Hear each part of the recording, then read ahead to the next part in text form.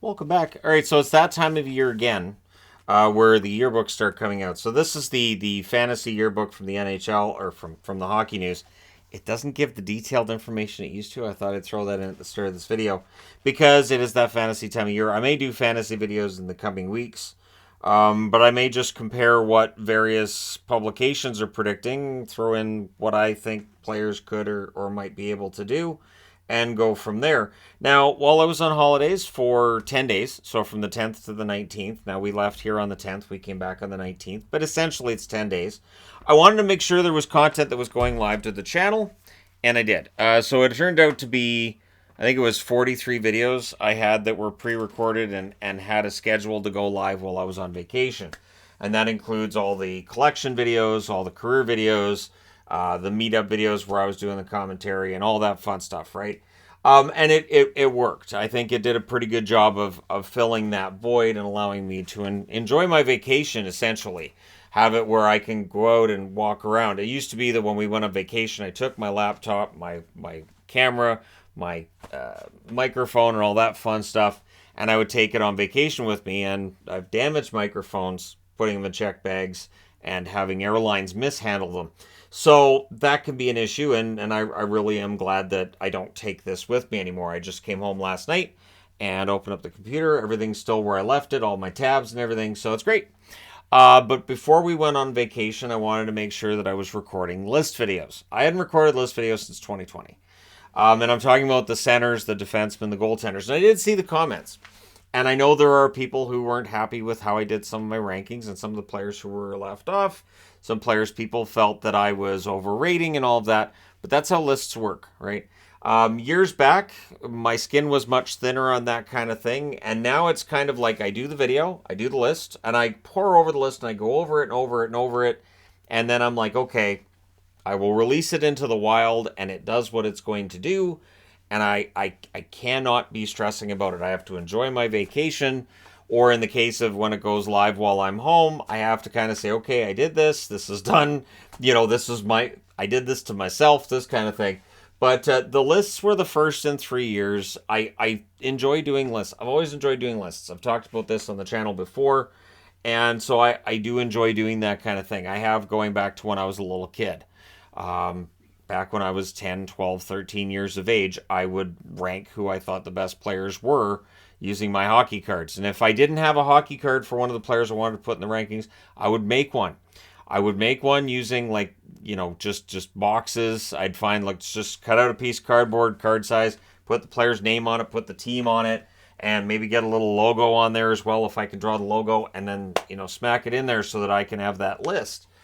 So this is something I've done my whole life, and with lists, it's always interesting because there are those that clearly use just your standard stats. There are those that use the advanced stats. The advanced stats and the traditional lists are both fascinating. And while I was putting my list together, I looked at some of those, right? I went through advanced stat sites. I went through regular stat sites as well. And it was tough because I feel like, especially the defenseman's always tricky because you have the eye test, but there's another part too with defensemen that I think gets overlooked. It's familiarity. So we as fans can look at a guy who maybe he doesn't have great zone exit numbers, but we can find reasons to say it's not his fault because you might have a defenseman whose normal stats weren't up to par that year and say, well, yeah, his numbers weren't up to par, but if you watch them, it's because. And it's one of the reasons why, with a 32-team league, I do my best to watch every team equally. I know there's people who don't believe that, but I do. If there's 6 games on, I try to make sure I watch the same amount of every single game that's being played that night. I don't care who's playing.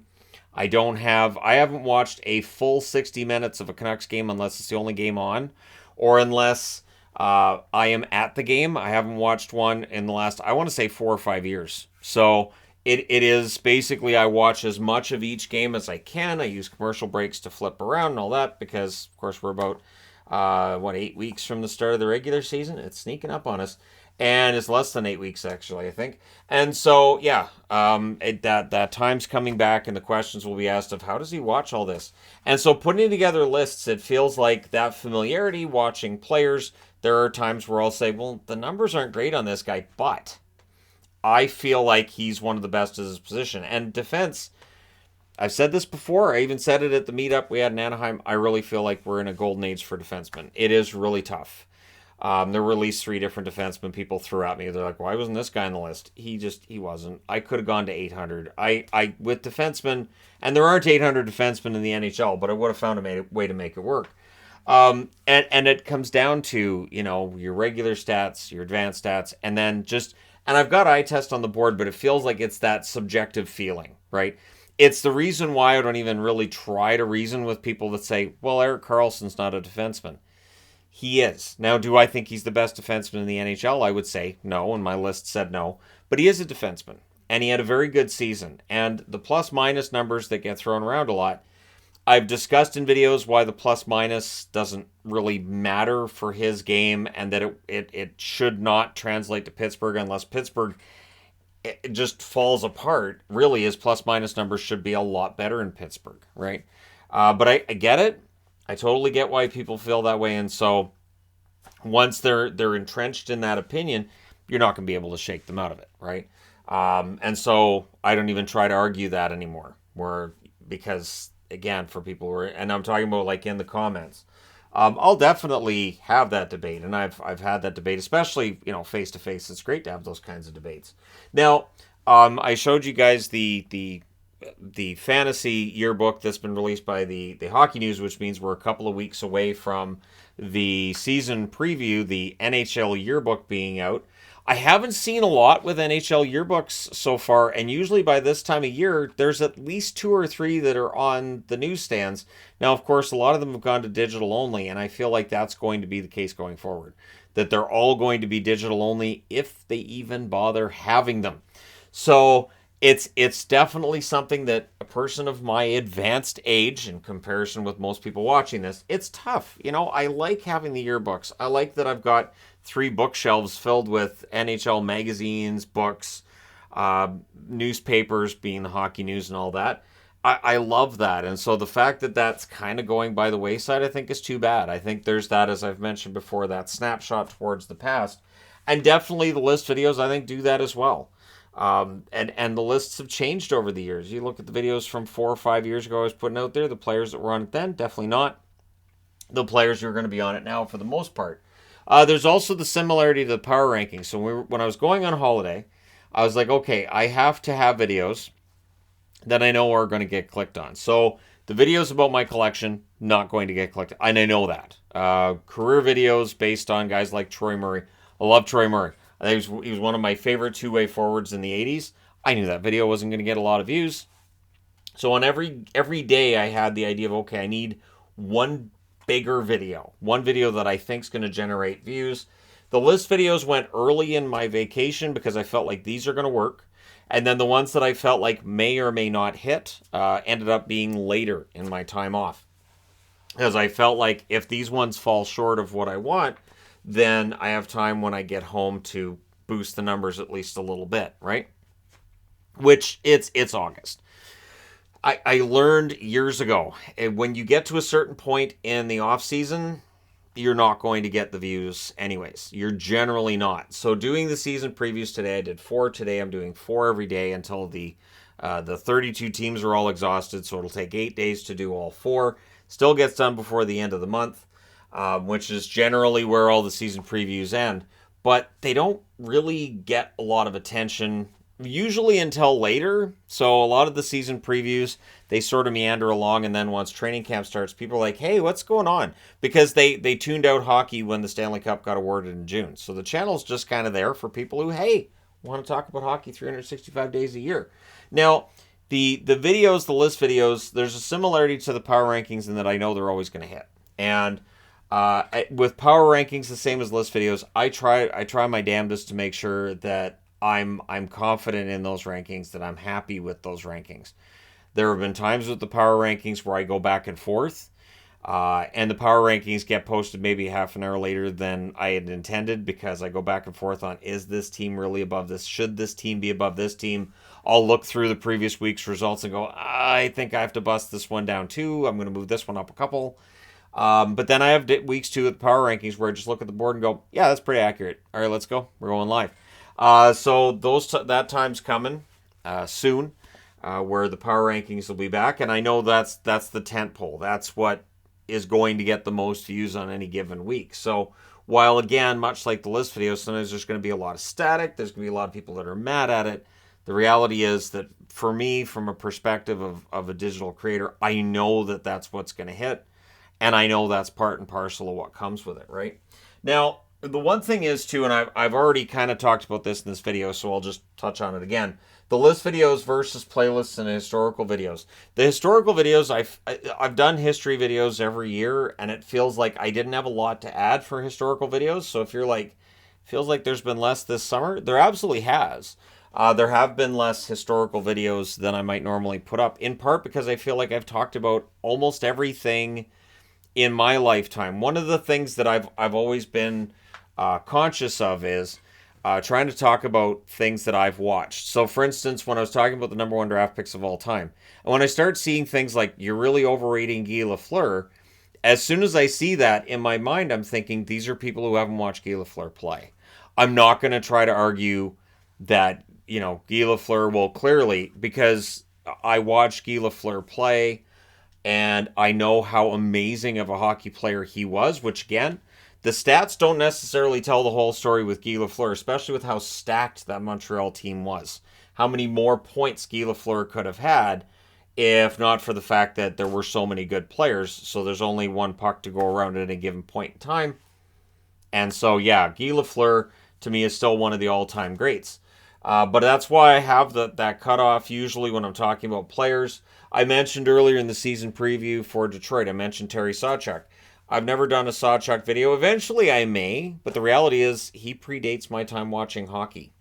So that's one thing that I've kind of tried to stick to. I know I've kind of blurred that line a little bit over the years, but if I'm talking about a best of or some list like that, I try to keep it to players that I've watched. So again, I totally understand people saying, well, guys from this generation wouldn't last with this generation, which is an argument I remember in the 80s about players who played in the 50s and 60s, right? And yet at the same time, there were people who were the generation older than mine, so, boomers. Gen X here. I've seen the boomer, Gen X. But the reality is that, they would say to me, well, yeah, Gretzky's out there skating around, but he wouldn't have done that in the 70s. Broad Street Bullies would have knocked his head off. He wouldn't have done that in the 60s. He would have got one of those Gordie Howe elbows right in the head. He would have been down. So, that was the kind of argument I was getting then, was that players were a lot tougher in the 60s and 70s, while they were more skilled in the 80s. And it feels like we have that same argument now when we talk about players now compared to players in the late 90s, early 2000s. It's kind of cyclical in that manner, and maybe at some point it'll cycle back and it'll be more about the toughness. I don't think so. It feels like we've crossed a barrier now, and it is about skill right from juniors right up to the National Hockey League. There really aren't those guys who get all their ice time just because they fight. You can be a good fighter, but you have to be able to play the game. You have to be able to take a regular shift, or else you're probably not going to play. So it definitely feels like the game has changed. But again, I understand why people would look at a player from now and say, well, he's better than that player in the 80s, so you can't rank this guy ahead of that guy. But again, for me, I have to go with what I feel like works as an answer when I'm putting together the lists. I have to say, too, with the list videos, one reason why they're preferred, and I'll probably do it again next summer, because the odds of my wife and I wanting to have a vacation next summer, it's there. We got asked about, well, you guys took a vacation not too long ago. No, we went on a holiday with 3 children. My mother-in-law was on that holiday as well. That's not exactly a vacation. It's just not. You take 3 kids to Disneyland. It is just, if you keep your sanity, that's key. So it definitely is a lot different when, Yvonne and I go on a trip alone together, rather than if let's pack up the whole family and here we go. And, as I always tell her, at least if we come back with 2 out of the 3 kids, that's 66.7%. It's technically a pass. So the convenience of pre-recording is there with the list videos as well, because I know that while I'm on vacation, you're not going to see things change. Not with the lists. I'm not going to be like, I had this guy at number 4 on that list, and then he had a hat trick in a pickup game in street hockey. Clearly should be number 3. That kind of thing. So I couldn't have pre-recorded the the season previews, because there would have been that, well, he records this a week ago, now it goes live, and in the meantime, there's been a big trade that's happened. Well, this is already out of date. You're going to have to re-record it. So, yeah, that's why the season previews started today. And I did not decide to use the custom thumbnails that I usually do. I do know how to make thumbnails, but in general, it didn't seem to help the season previews last year or the year before with view counts. It didn't seem to be eye-grabbing. It seems like it works the opposite way, that when it's an NHL player image, it works better. So at any rate, there you go. I just wanted to talk to all you fine people on the internet now that I'm home. I'm almost rested, kind of. I thought I was rested, and then I made the mistake of sitting down. Nah. Slept 9 hours last night. We'll see how much I get tonight. But I slept an average of, I would say, 4.5 hours per night on that 10-day trip. So it's probably going to take a while for me to catch up. But yeah, so don't worry about the collection videos either. If you're going to be like, well, where's the collection videos? They will be resuming soon. I just want to get the season previews, as many of them done as possible, and get those live on the channel, because we're almost to training camp. We're less than a month from training camp. We're going to get into the rookie tournament soon enough too. We've already had some young gun type tournaments going on as well. So I want to make sure those are online. So no matter which of the 32 teams you support, there's a video there for you to watch. One of the key things for me is making sure that all 32 teams are represented in videos, which also, coming back to list videos, is great, because usually there'll be at least one player from any team that a person cheers for in a list videos over a period of a week. So I think it went well. Again, I know there are certain videos and certain opinions people didn't necessarily like, and I get it. But at the same time, I think it went well enough. And I definitely feel like I don't argue like I did. I don't argue like I did, say, 3, 4, 5 years ago with this kind of thing. But at any rate, thank you guys so much for all your support. For people who are still watching the channel while I was on vacation, thank you so much for that. And I'm glad to be home. And once I'm fully rested and everything, who knows, maybe I'll do 4 of the previews and a couple collection videos and that kind of thing all in the same day. But thank you again for all your support. Do hit like and subscribe if you're browsing your way through. You just happened upon this video. And I did meet a lot of people who are subscribers while on vacation, and it's humbling. It's great. And it really does help to energize me, so that going into the next regular season, I can be like, hey, you met all these people. They're all regular viewers. When I was in the Anaheim Ducks arena, and when I was in, the Anaheim, the Duck Stream offices there, and saw the media people, and just the number of people who knew who I was and who watched my videos, it's humbling. So it's important to me, coming back to the list videos, that I can tell people when they meet me in person and say, so about that list, why did you rank this person here, and where was this guy, that I can talk about it. And I did do that on vacation. I have no problem doing that either. But hey, thanks again for all your support. I'll talk to you guys soon enough.